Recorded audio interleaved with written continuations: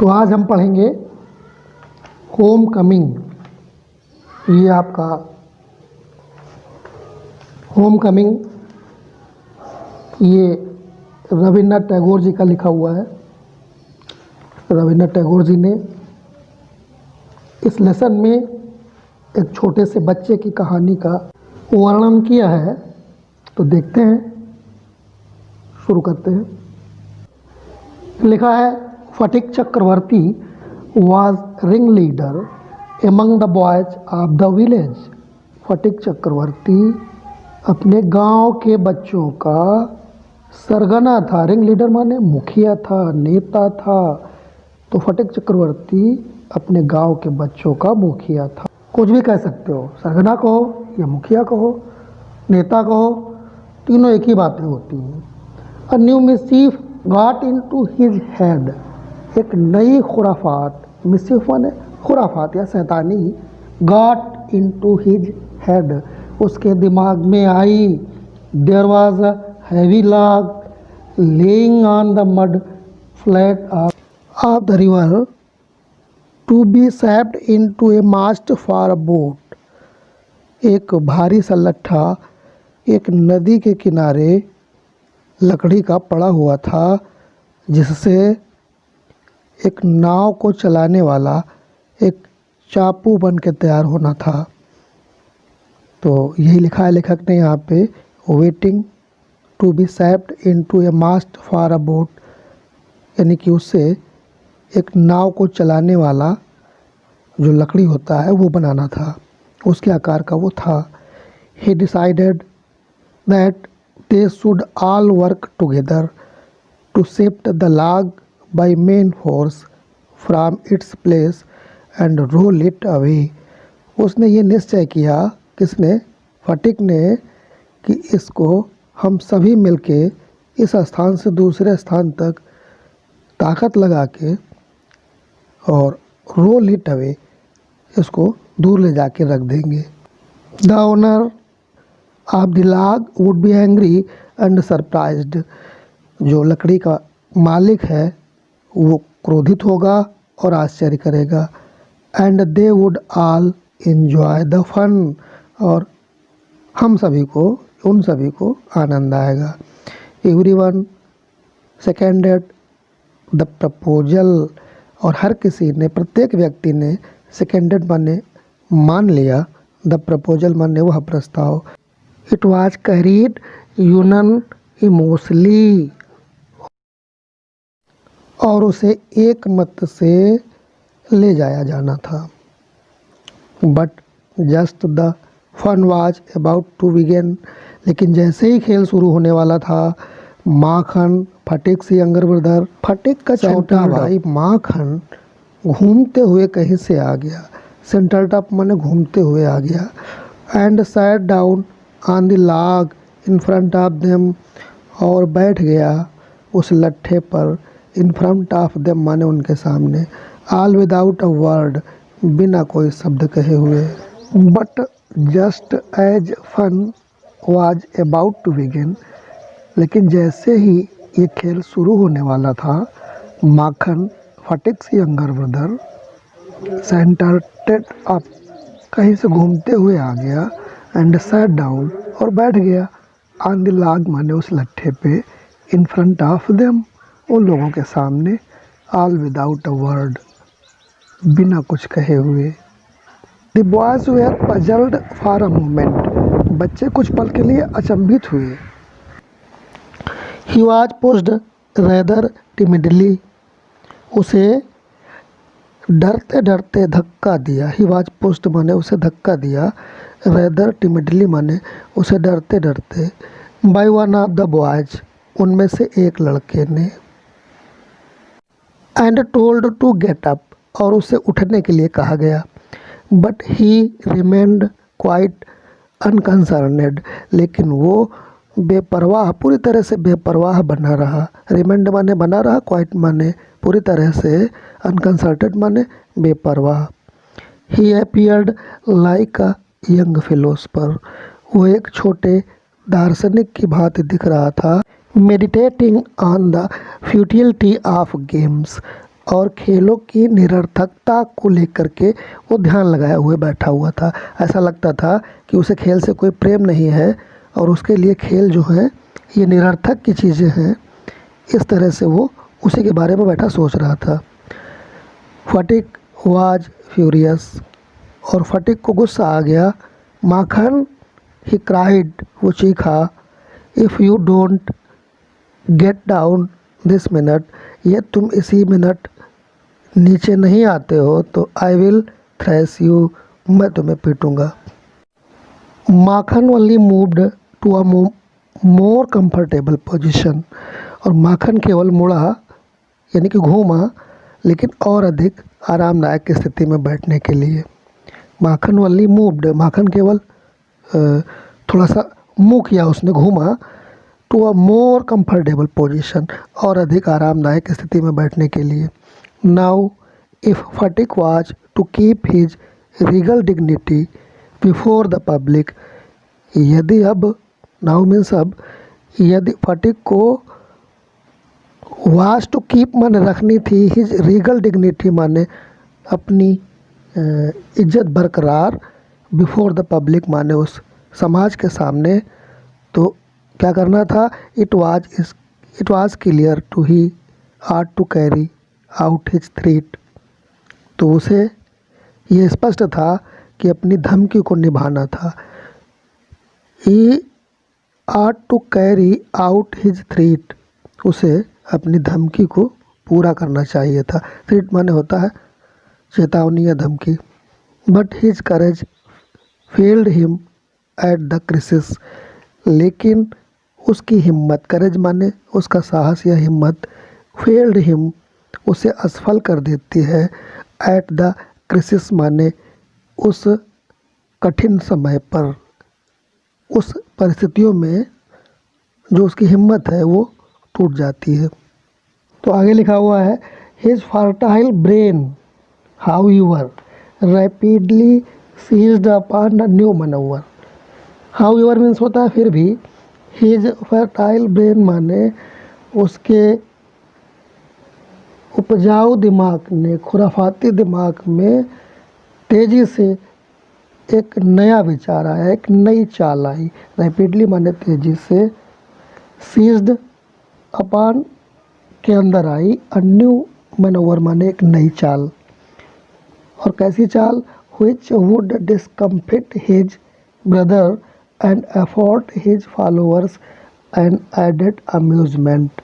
which माने जो, would discomfit माने उसके भाई को शांत कर देती, discomfit his brother उसके भाई को शांत कर देती, and afford his followers an added amusement, और afford माने प्रदान करती, his followers माने अपने साथियों को, an added amusement एक मनोरंजन, उसके साथियों को एक मनोरंजन उससे प्राप्त होता। He gave the word of command, उसने आदेश दिया, किसने? फटिक ने, टू रोल द लॉग, उस लट्ठे को सरकाने के लिए, एंड माखन ओवर टुगेदर, और माखन को भी साथ में लेके, माखन को भी और उस लट्ठे को, दोनों को रोल करने का उसने आदेश दिया। Makhan heard the order, Makhan ने ये आदेश सुना, and made it a point of honour, तो उसने भी इसे एक सम्मान का बिंदु बना लिया। पॉइंट ऑफ ऑनर माने सम्मान का बिंदु। टू स्टिक ऑन इट, और वो वहीं पे डटा रहा, वहीं पे अड़ा रहा। But he overlooked the fact, लेकिन वह इस तथ्य को भी नज़रअंदाज करता है, that there was peril in it, कि इसमें जोखिम है। और बीच में हमने छोड़ दिया, लाइक दोज हु अटेम्प्ट अर्थी फेम इन अदर मैटर्स, तो पूरे का अर्थ देखेंगे। But he overlooked the facts, लिखा लेकिन उसने इस तथ्य को नज़रअंदाज किया। किस तरह से नज़रअंदाज किया? लाइक दोज हु अटेम्प्ट अर्थी फेम, उन लोगों की तरह से जो इस पृथ्वी पर किसी भी तरह से किसी भी मामले में प्रसिद्धि पाना चाहते हैं। Fame in other matters, attempt माने प्रयास करते हैं, अर्थी फेम माने सांसारिक प्रसिद्धि प्राप्त करने का, अर्थात वो सांसारिक प्रसिद्धि प्राप्त करने वाले लोगों की तरह उस चीज़ पे डटा रहा, इस सच्चाई को उसने नज़रअंदाज किया कि इसमें खतरा भी है।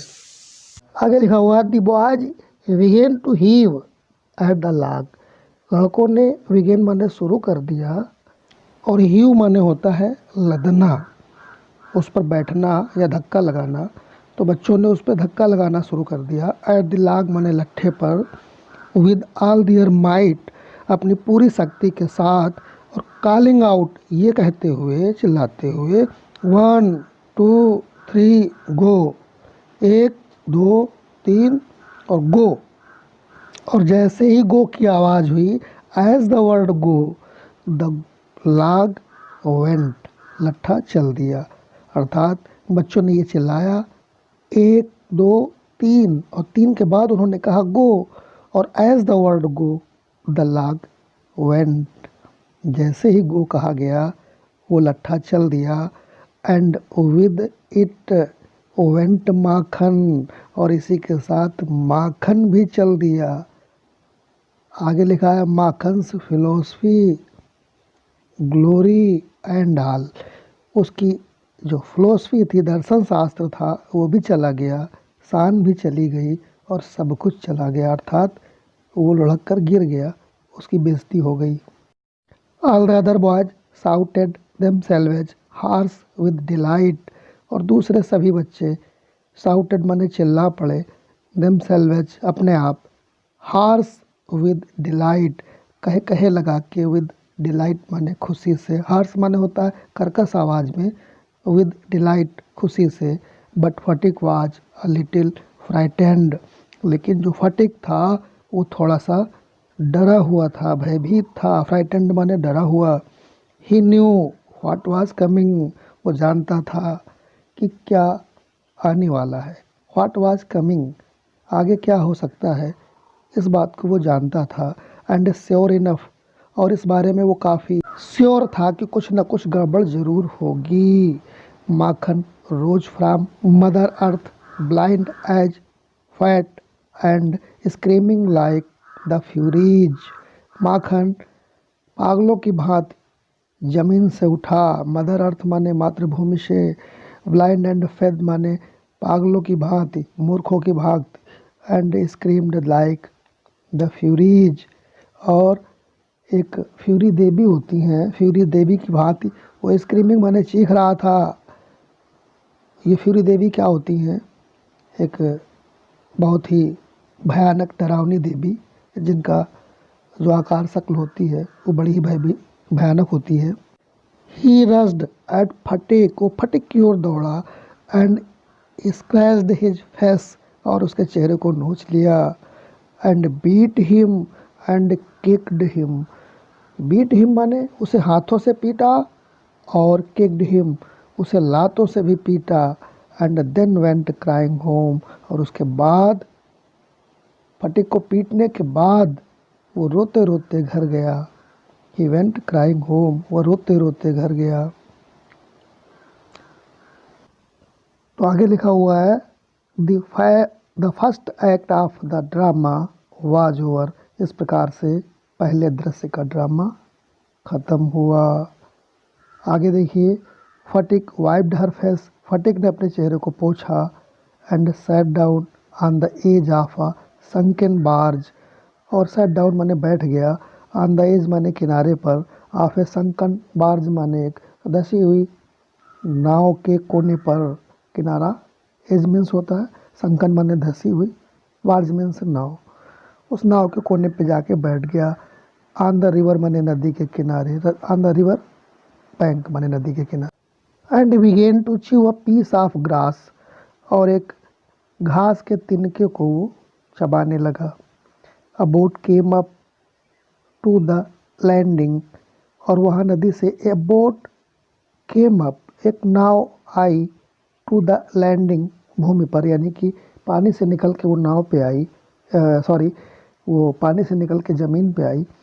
And a middle aged man, और एक अधेड़ उम्र का आदमी विद ग्रे हेयर, जो पके बालों वाला था, अर्थात उसके आधे बाल काले और आधे सफ़ेद थे, उसी को पका हुआ बाल कहते हैं। एंड डार्क मुस्टैच, और घनी मूछों वाला, स्टेपेड ऑन शोर, वो उस किनारे पे उतरा।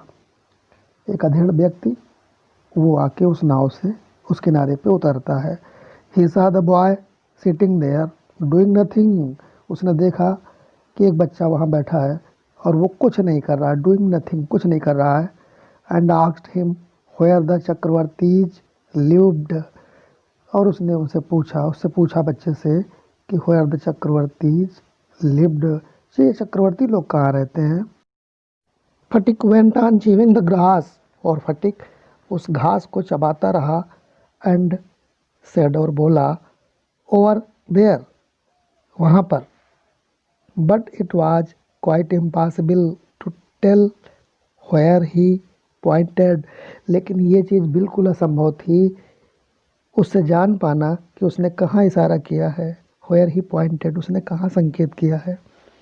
The stranger asked him again, उस अजनबी ने उससे दोबारा पूछा। He swing his legs to and fro, तो उसने अपनी टांगें उस पर बैठे बैठे नाव पे हिलाई। On the sides of the barge, माने उस नाव के किनारे से उसने टांगों को अपनी हिलाया। एंड सेड, और बोला, गो एंड फाइंड आउट, जाओ और ढूंढ लो। And continue to chew the grass as before, और पहले की तरह उस तिनके को चबाना जारी रखता है, घास को चबाना जारी रखता है। बट नाउ अ सर्वेंट केम, लेकिन जब ही एक नौकर आया, केम डाउन माने आ गया, फ्रॉम द हाउस माने घर से, एंड वाज एंड टोल्ड फटिक, और उसने फटिक से कहा, हिज मदर वांटेड हिम, उसकी माँ उसे बुला रही है। वांटेड हिम माने वैसे तो होता है उसे चाहती है, लेकिन आप कहेंगे उसे बुला रही है।